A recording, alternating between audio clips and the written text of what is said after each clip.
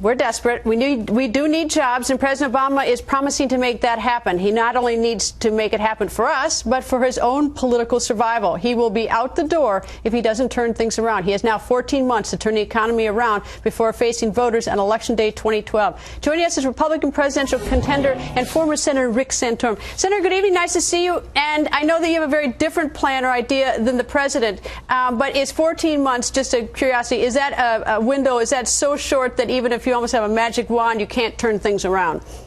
Well, if your plan is more of the same of government programs and big spending on long-term projects that are not going to get this economy going right away, the answer is, of course, 14 months isn't enough.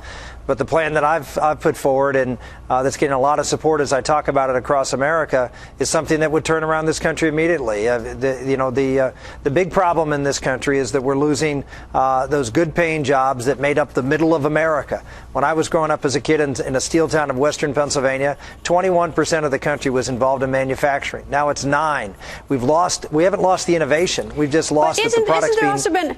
But hasn't there been a transformation of our economy for better or for worse? We used to be more of a manufacturing, now we're more of a service economy. I mean, there has been some evolution in terms of what our economy is. Well, that's right, but in that evolution, we have lost a lot of good-paying jobs that supported families and that allowed for upward mobility. I think that's one of the things that people are saying. You know, look at Governor Perry, and he talks about his unemployment rate, but a lot of those jobs were, dead-end jobs that were not resulting in a growing economy in the middle, and that's where manufacturing comes in, and we need to make things in America. I'm here in Pennsylvania, and we make things here. We're very proud of that, and we have a stronger economy as a result of that. And what I've proposed is to take the corporate tax, which is 35% on manufacturers, and cut that to 0. Eliminate the corporate tax if you manufacture and process here in this country.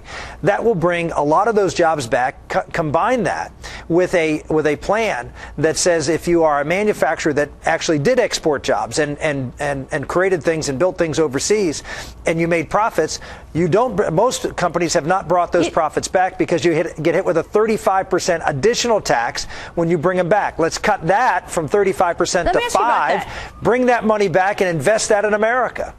Let me ask you this. I mean, to what extent, I know free trade is very popular, but to what extent has free trade really contributed to this problem? Because you can now get cheaper labor in other countries, and other countries, if they feel like it, they can devalue their currency so that we want to buy their products instead of buying them here in the United States and get them cheaper. I mean, to what extent has free trade been a contributor to this problem? I think most of the free trade agreements we've entered into have not contributed greatly to the problem. I was not someone who supported NAFTA as an example because I thought that Mexico was frankly not going to be a particularly trustworthy trading partner at the time, and I think that proved out to be the case. NAFTA has been at best, in my opinion, a wash. But I think a lot of the free trade agreements have both economic and national security benefits, and you don't do free trade agreements just because of economics. You also do it to build relationships that are important from a national security point of view. But I would say the bigger issue is that countries went out and competed for those jobs. They cut taxes, they cut regulation, they did the things to attract businesses over there as well as having lower wage rates. I can tell you, I talked to lots of manufacturers in this country. None of them want to send their jobs overseas. We need to create a tax environment, an energy environment, and a regulatory environment that allows them to be competitive here.